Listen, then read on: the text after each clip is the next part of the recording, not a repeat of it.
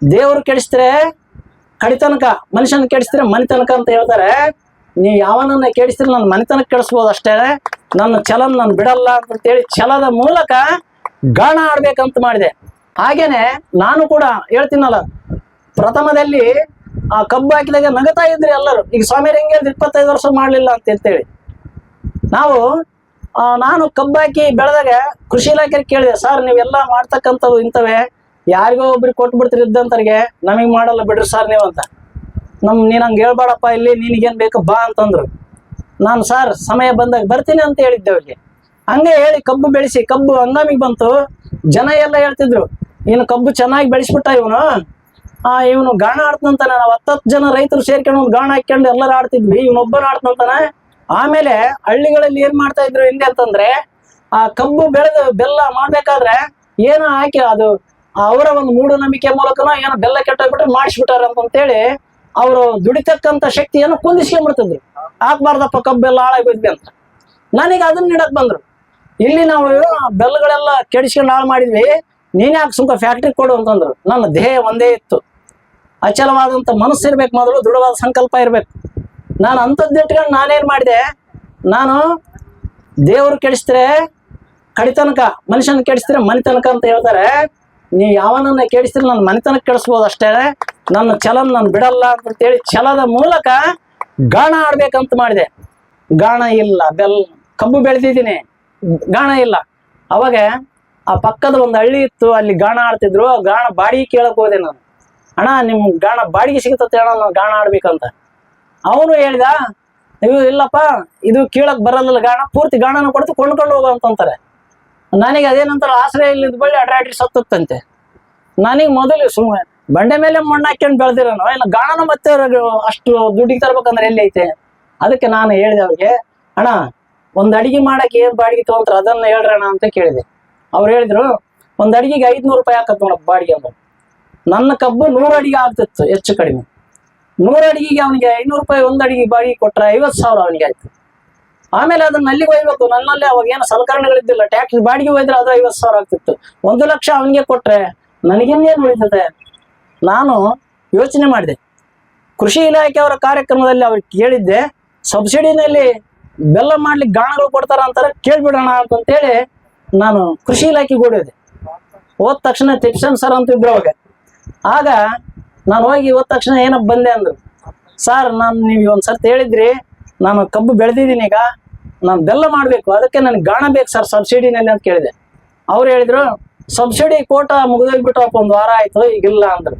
ನಾನು ಅವ್ರಿಗೆ ಅವಾಗ ಹೇಳಿದೆ, ಸರ್ ನಾನು ಅದಕ್ಕೆ ಅವತ್ತು ವೇದಿಕೆ ಮೇಲೆ ಅಂದದ್ದು, ಬೀಸ ದೊಣ್ಣೆ ತಪ್ಪಿದ್ರೆ 100 ವರ್ಷ ಆಯುಷ್ ಅಂತ ಹೇಳ್ತಾರಲ್ಲ, ಹಂಗೆ ನೀವು ಮಾಡ್ತೀರಿ ಅನ್ನೋದು ಗೊತ್ತಿತ್ತು ಸಾರ್ ಅಂತಂದೆ.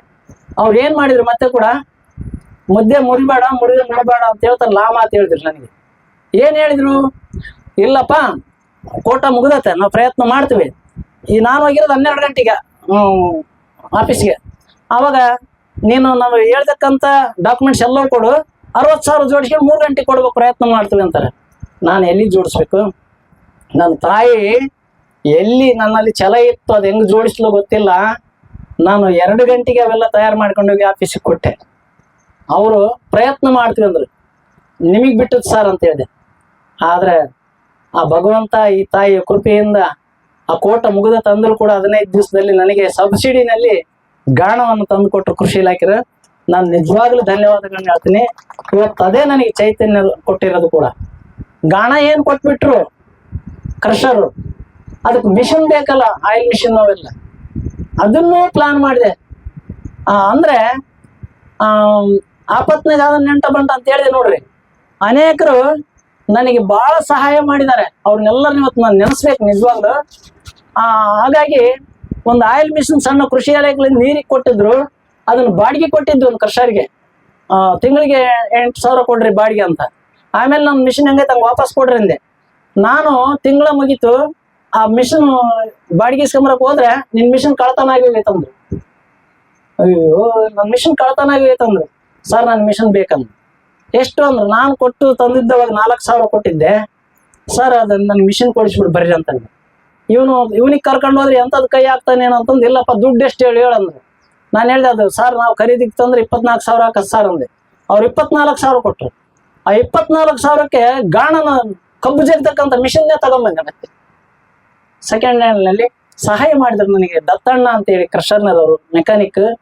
ಆತ ನನಗೆ ಸಾಥ್ ಕೊಟ್ರು, ನೀನ್ ಮಾಡ್ಬಾ ಅಂತಂತೇಳಿ ಆತನೇ ಎಲ್ಲ ಗಾಣನ ಕುಂದಿಸ್ದ.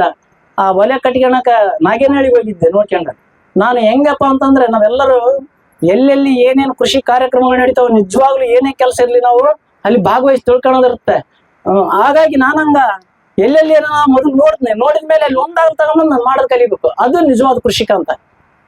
ಅದ್ ಗಾಣ ಒಲೆ ಹೆಂಗ್ ಕಟ್ಕೋಬೇಕು ಅವೆಲ್ಲ ನೋಡಿದೆ. ಆತ ಕೇಳಿದ ಯಜಮಾನ 8,000 ಹಾಕತ್ತಪ್ಪ ಹಿಂಗ್ ಕಟ್ಟಿ ಕೊಡಕ ಅಂತ ಹೇಳಿದ್ರು. ಎಲ್ಲೈತಿ ನನ್ನ ಹತ್ರ 8,000? ಅಜ್ಜ ನಾನು ಆಮೇಲೆ ಬರ್ತೀನಿ ಅಂತಂತೇಳಿ ಅವ್ರಿಗೆ ಕಳಿಸಿ ನಾನೇ ಮೆಜರ್ಮೆಂಟ್ ತಗೊಂಡೆ. ನಾನು ಓದ್ಬೇಕಾದ್ರೆ ಒಳ್ಳೆ ಡ್ರಾಯಿಂಗರ್, ನಾನು ಚಿತ್ರಕಲೆಯಲ್ಲಿ ಎಕ್ಸ್ಪರ್ಟ್. ಹಂಗಿದ್ದಾಗ ನಾನೇ ಡಯಾಗ್ರಾಮ್ ಹಾಕ್ಯಂಡು ಎಲ್ಲೆಲ್ಲಿ ಯಾವ್ಯಾವ ಅದಾವ ಏನೇನಂತ ಅದ್ ಮಾಡ್ಕೊಂಬಂದು ನಾನೇ ಒಲೆನ ಸ್ವಂತ ನಿರ್ಮಾಣ ಮಾಡ್ಕೊಂಡೆ. ಈ ತರ ಗಾಣವನ್ನ ರೆಡಿ ಮಾಡ್ಕೊಂಡು ಬೆಲ್ಲ ಮಾಡಿದೆ. ಬೆಲ್ಲ ಏನ್ ಮಾಡ್ಬಿಟ್ಟೆ, ಹೆಂಗ್ ಮಾಡಿದೆ ಬೆಲ್ಲ? ನಮ್ಮ ಪೂರ್ವಿಕರು ಏನ್ ಮಾಡ್ತಾ ಇದ್ರಲ್ಲ, ಕೆಲವು ಕೆಮಿಕಲ್ಗಳು ಅವೆಲ್ಲ ಹಾಕಿ ಹಂಗ ಮಾಡ್ತಾ ಇದ್ದೆ. ಆ ಮಾಡಿದ ತಕ್ಷಣನೇ ಬಾಳ ಇಡ್ತು, ಬೆಳೀತಾ 128 ಕ್ವಿಂಟಲ್ ಬೆಲ್ಲ ಆಗಲ್ಲ, ಒಂದ್ 40 ಕ್ವಿಂಟಲ್ ಮಾಡಿಬಿಟ್ಟಿನಿ. ಅವಾಗ ನಮ್ಮ ಸಂಘ ಪರಿವಾರದವರು RSS ನವರೆಲ್ಲ ನನಗೆ ಸಾಥ್ ಕೊಡ್ತಾ ಇದ್ರು. ಯಾಕಂದ್ರೆ ನಾನು ಮೊದಲಿಂದ RSS ನಲ್ಲಿ ಬೆಳೆದು ಬಂದಿರೋನು. ಅವರು ದುರ್ಗಣ್ಣ ಸಾವಯವದಲ್ಲಿ ಕಬ್ಬು ಬೆಳೆದಿದ್ದಾನೆ, ಇದಕ್ಕ ವಿಷ ಹಾಕಿ ಮಾಡ್ತಾ ಇದ್ದಾನಲ್ಲ ಅಂತೇಳಿ ಎಲ್ಲರೂ ಬಂದ್ರು. ಏನಪ್ಪ ನೀನ್ ಈ ತರ ಮಾಡ್ತೀಯ ಅಂತ. ನಾನ್ ಮಾಡಿರೋ ಬೆಲ್ಲ ಏನ್ ಮಾಡ್ತಾ ಇದ್ದೆ, ಇಲ್ಲಿ ಅದ್ರ ಊರಿಗೆ ಎದುರಿಸ್ತಾ ಇದ್ರು, ನಾನು ನಂದಿದ್ರಲ್ಲ ಕಬ್ಬು ಬೆಲ್ಲ ಕೆಡಿಸ್ತಾರ ಚೆನ್ನಾಗ್ ಆಗ್ಬಿಟ್ಟು ಬೆಲ್ಲ.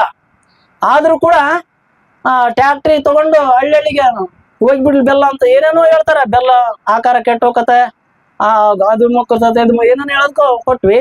ಆ ಮನೆ ಮುಂದೆ ಗ್ರಾಹಕರಿಗೆ ತಗೊಂಡೋದ್ರೆ ಅಂಗಡಿಯಲ್ಲಿ ಬೆಲ್ಲ 40 ರೂಪಾಯಿ ಇದೆ, ನನಗೆ 35 ಕೇಳ್ತದ್ರೆ.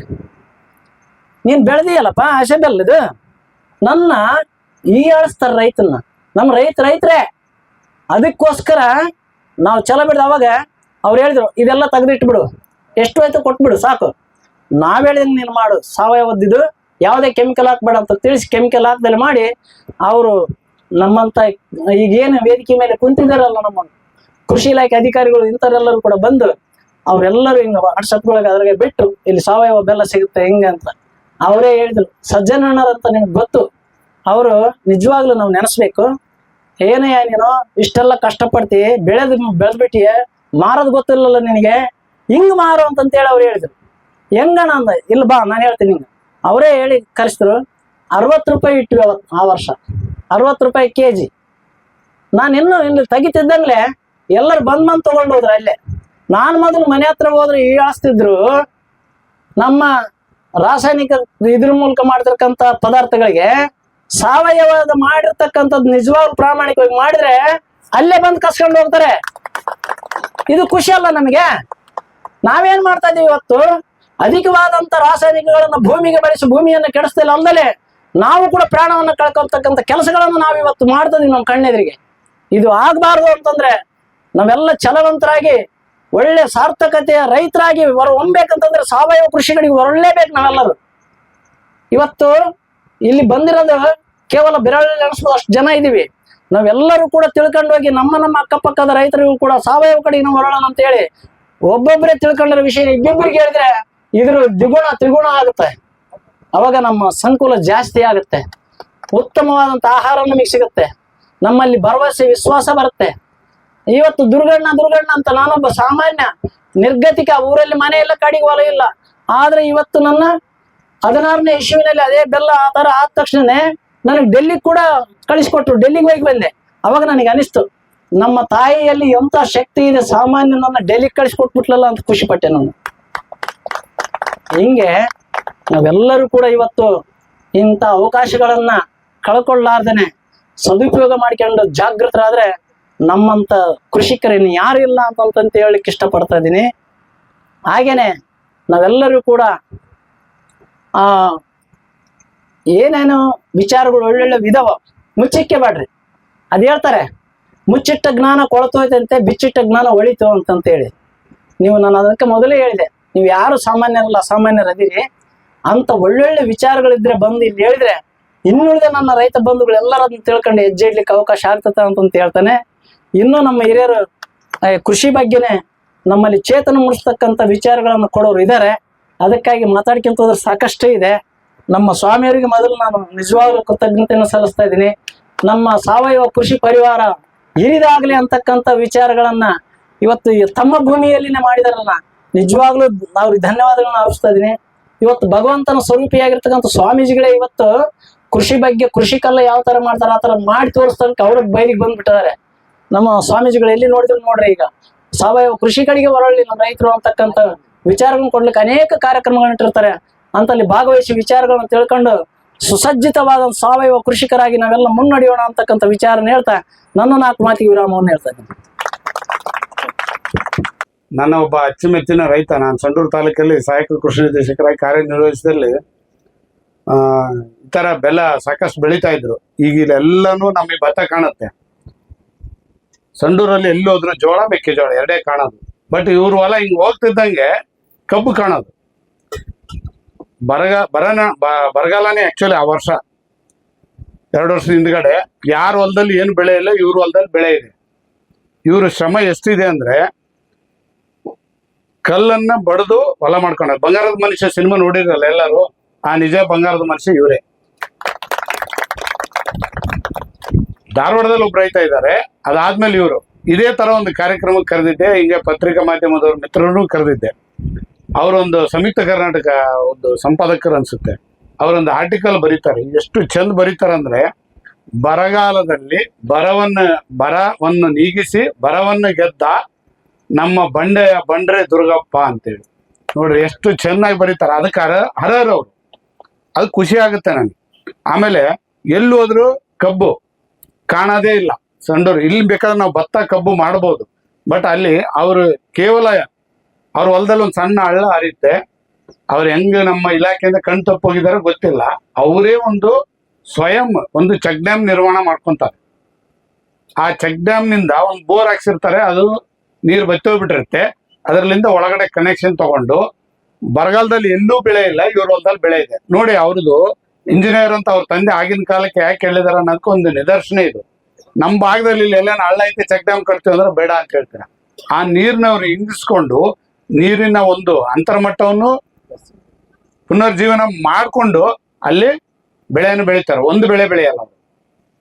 ಈಗ ಅವರಿಂದ ಇನ್ನೊಬ್ರನ್ನ ಕನ್ವರ್ಟ್ ಮಾಡಿದ್ದಾರೆ. ನಲ್ಸರಪ್ಪನ ಕನ್ವರ್ಟ್ ಮಾಡಿದಲ್ಲ, ಇನ್ನೊಬ್ಬ ರೈತ ವಾಲ್ ಕಂಡಿದ್ದಾನೆ. ಅದು ಬೇರೆಯವ್ರದ್ದು ಇದು ಮಾಡ್ತಾ ಇದಾರೆ, ಲೀಸ್ ತಗೊಂಡಿದ್ದಾರೆ. ಭತ್ತ ಬೆಳೀತಾರೆ, ಮಾವು ಇದೆ, ಶೇಂಗಾ ಇದೆ, ಈ ತರ ಅನೇಕ ಬೆಳೆಗಳು ಅವ್ರು ಬೆಳೀತಾರೆ. ಮೆಕ್ಕೆಜೋಳ ಬೆಳೀತಾರೆ, ಜೋಳ ಬೆಳೀತಾರೆ, ಎಲ್ಲ ಸಾವಯವ ಪದ್ಧತಿಯಲ್ಲೇ. ಅಷ್ಟು ಶ್ರಮಜೀವಿ ಅವರು. ನಾವು ಅವ್ರನ್ನ ಈ ಒಂದು ವೇದಿಕೆಗೆ ಯಾಕೆ ಕರೆದಿದ್ದೀನಂದ್ರೆ, ನಮ್ಮ ಯುವ ಜನಾಂಗ ರೈತರು ಕೂಡ ಕನ್ವರ್ಟ್ ಆಗ್ಬೇಕು ಅನ್ನೋದು ನನ್ನ ಒಂದು ಆಶಾಭಾವನೆ. ಯಾಕಂದ್ರೆ ಇತ್ತೀಚಿನ ದಿನಗಳಲ್ಲಿ ಕೃಷಿ ಕ್ಷೀಣಿಸ್ತಾ ಇದೆ. ಇಂಥ ಇವರು ಒಂದು ಸ್ಫೂರ್ತಿದಾಯಕ ಮಾತುಗಳನ್ನು ಮತ್ತು ಅವ್ರು ಕೂಡ ನಾವು ಎಷ್ಟು ಕಲ್ತ್ರು ಸರ್ ಕೃಷಿಯಲ್ಲಿ ಕಲಿಬೇಕನ್ನಿದೆ. ಅವ್ರಿಗೆ ನಾವು ಸಾಕಷ್ಟು ಇಲಾಖೆ ವತಿಯಿಂದ ಬೇರೆ ಬೇರೆ ಸಂಘ ಸಂಸ್ಥೆಗಳಿಂದ ಅವ್ರಿಗೆ ಸನ್ಮಾನ ಮಾಡಿದ್ದಾರೆ, ಎಲ್ಲ ಮಾಡಿದ್ದಾರೆ. ಇದೇ ಲಾಸ್ಟ್ ಟೈಮ್ ಯೂನಿವರ್ಸಿಟಿಗೂ ಕಳಿಸಿದ್ವಿ, ನಾವು ಕೃಷಿ ಮಹಾವಿದ್ಯಾಲಯ ರಾಯಚೂರಿಗೂ ಕಳಿಸ್ಕೊಟ್ಟಿದ್ವಿ. ಅಲ್ಲಿ ಕೂಡ ಅವರೊಂದು ಉತ್ತಮವಾಗಿ ರೈತರನ್ನು ಉದ್ದೇಶಿಸಿ ಮಾತಾಡಿದ್ದಾರೆ. ಆಮೇಲೆ ಈ ಅವರು ಒಂದು ಮಾರ್ಕೆಟಿಂಗ್ಗೆ ಒಂದು ತೊಂದರೆ ಇತ್ತು ಅವ್ರಿಗೆ. ನಾವು ಕಳೆದ 3 ವರ್ಷದ ಹಿಂದ್ಗಡೆ ಜಿಲ್ಲಾಧಿಕಾರಿಗಳ ನಡೆ ಹಳ್ಳಿ ಕಡೆ ಅಂತ ಒಂದು ಕಾರ್ಯಕ್ರಮದಲ್ಲಿ, ಸರ್ ನನ್ನ ಹತ್ರ ನಿಮ್ಗೆ ಸಾಕಷ್ಟು ಬೆಲ್ಲ ಉಳಿದ್ಬಿಟ್ಟಿದೆ, ಏನ್ ಮಾಡ್ಬೇಕು ಅಂತಂದ್ರು. ನನಗೆ ಪರಿಚಯ ಇರಲಿಲ್ಲ. ಅವತ್ತು ಅವ್ರು ಪರಿಚಯ ಆಗಿದ್ದು ಅವತ್ತೇ ಬಂದ್ರು. ನನ್ನ ಹತ್ರ 10 ಕ್ವಿಂಟಲ್ ಏನೋ ಬೆಲ್ಲ ಇದೆ ಸರ್, ನಾಳೆ ಒಂದೇ ದಿನ ಖಾಲಿ ಮಾಡ್ಕೊಡ್ತೀನಿ ತಗೊಂಬನಿಂದು ಅಂತಂದೆ. DC ಸಾಹೇಬರು ಬರೋದು ಲೇಟ್ ಇತ್ತು. ಬಂದಿದ್ರು ಅವರು, ಊರು ಗ್ರೌಂಡ್ ಸುತ್ತಾಕೊಂಡ್ ಬರ್ತಾ ಇದ್ರು. ಆ ಊರಿಂದ ಏನಿದ್ದಾವೆ ಮತ್ತು ನಮ್ಮ ಈಗ MP ಸಾಹೇಬ್ರು ಏನಿದೆ ಅವ್ರು ಬರೋದು ಲೇಟ್ ಇತ್ತು. ಸೊ ನಾನೇನ್ ಮಾಡ್ಬಿಟ್ಟೆ, ಎಲ್ಲರಿಗೂ ಒಂದು ಈ ಮೈಕ್ ತಗೊಂಡು, ನಮ್ಮ ಒಬ್ಬ ರೈತ ಈ ತರ ಹಿಂಗ್ ಬೆಳೆದಿದ್ದಾನೆ, ತಂದಿದ್ದಾನೆ, ಯಾರು ಬೇಕು ತಗೊಂಡ್ಬಿಡಿ ಅಂತ ಹೇಳಿದೆ. ಅವತ್ತು ಒಂದೇ ದಿನ ಖಾಲಿ ಆಯ್ತು. ಅವತ್ತು ಅವ್ರ ಮಾರಾಟ ಶುರುವಾಗಿದ್ದು ಇವತ್ತಿನವರೆಗೆ ನಿಂತಿಲ್ಲ. ಅವರು ಇವತ್ತೇನಾದ್ರೂ ಬೆಳೀತಾರಂದ್ರೆ ವಿತಿನ್ ಫ್ರಾಕ್ಷನ್ ಆಫ್ ಸೆಕೆಂಡ್ ಅಲ್ಲಿ ಮಾರಾಟವಾಗುತ್ತೆ. ಅವರೇ ಆದ ಒಂದು ವಿಧಾನಗಳು. ಇವತ್ತು ಒಂದು 10 kg ಶೇಂಗಾನು ತರಿಸಿದ್ದೀನಿ. ನೀವು ಆ ಶೇಂಗಾನು ನೋಡ್ಬೋದು. ನೀವು ಅದು ಕೂಡ ಹೆಂಗೆ ಶೇಂಗಾ ಕಟ್ ಮಾಡಿ ಇಟ್ಟಿರಲ್ಲ, ಅವರು ಹೊಲದಲ್ಲಿ ಹಂಗೆ ಇಟ್ಟಿರ್ತಾರೆ. ಯಾರು ರೈತರು ಕೇಳ್ತಾರೆ ಅವ್ರಿಗೆ ಇದು ಮಾಡ್ಕೊಡ್ತಾರೆ. ಆಮೇಲೆ ಬೆಲ್ಲದವ್ರು ಹೇಳೋದು ಮರ್ತರು. ಅವರು ಮಾತಾಡ್ತಾ ಇದ್ರಲ್ಲಿ ಅವ್ರು ಅಷ್ಟೆಲ್ಲ ಖರ್ಚು ವೆಚ್ಚ ಮಾಡಿ ಕೂಡ ಅವರು 1.5 ಲಕ್ಷ ರೂಪಾಯಿ ಖರ್ಚು ಬರೋದು. ಬೆಲ್ಲದ ಗಾಣದ್ ಮಾಡಿ ಕಬ್ಬಿಂದ 1.5 ಲಕ್ಷ ಸಂಪಾದಿಸಿದ್ದು, ಬೆಲ್ಲದಿಂದ 1.5 ಲಕ್ಷ ಮಾಡಿ 3 ಲಕ್ಷ ರೂಪಾಯಿ ಆ ಬರಗಾಲ ಆ ವರ್ಷ ಅವರು ದುಡ್ಡು ಮಾಡ್ಕೊಂಡ್ರು. ನೋಡ್ರಿ, ಇದು ಬುದ್ಧಿವಂತಿಕೆ ರೈತ ಅಂತ ಅವ್ರು ಆಗ್ಲೇ ಹೇಳಿದ್ರು. ಈ ತರ ಅವರು ಕಾರ್ಯಪ್ರವೃತ್ತರಾಗಿ ಕೃಷಿಯಲ್ಲಿ ಲಾಭದಾಯಕ ಇದೆ ಅನ್ನೋದು ಅವ್ರು ತೋರಿಸ್ಕೊಟ್ಟಿದ್ದಾರೆ. ಸೊ ರೈತರು ಸಾವಯವ ಪದ್ಧತಿಯಲ್ಲಿ ವಾಳ್ಬೇಕು, ಪ್ಲಸ್ ಸಾವಯವ ಪದ್ಧತಿ ಅಳವಡಿಸ್ಕೊಂಡ್ರೆ ಭೂಮಿ ತಾಯಿ ಎಂದು ಕೈ ಬಿಡಲ್ಲ ಅನ್ನೋದಕ್ಕೆ ಒಂದೆರಡು ಮಾತು ಹೇಳಕ್ಕೆ ಇಷ್ಟಪಟ್ಟೆ ಅವ್ರನ್ನ. ಅವರು ನಿಜವಾದ ಬಂಗಾರದ ಮನುಷ್ಯ. ನಮ್ಮ ಭಾಗದಲ್ಲೂ ಈ ತರ ಅನೇಕರು ಇದ್ದಾರೆ, ಅದರಲ್ಲಿ ಈರಪ್ಪಯ್ಯ ಅವರು ಕೂಡ. ನಾನು ಜಾಸ್ತಿ ಹೊತ್ತು ಮಾತಾಡಕ್ಕೆ ಇಷ್ಟಪಡಲ್ಲ, ಮುಂದಿನ ರೈತರು ಮಾತಾಡಲ್ಲ ಅಂತ ಹೇಳ್ತಾ ನಾನು ಎರಡು ಮಾತುಗಳನ್ನ ದುರ್ಗಪ್ಪ ಅವ್ರ ಪರವಾಗಿ ಮಾತಾಡಕ್ಕೆ ಅವಕಾಶ ಮಾಡಿಕೊಟ್ರಿ. ಧನ್ಯವಾದಗಳು.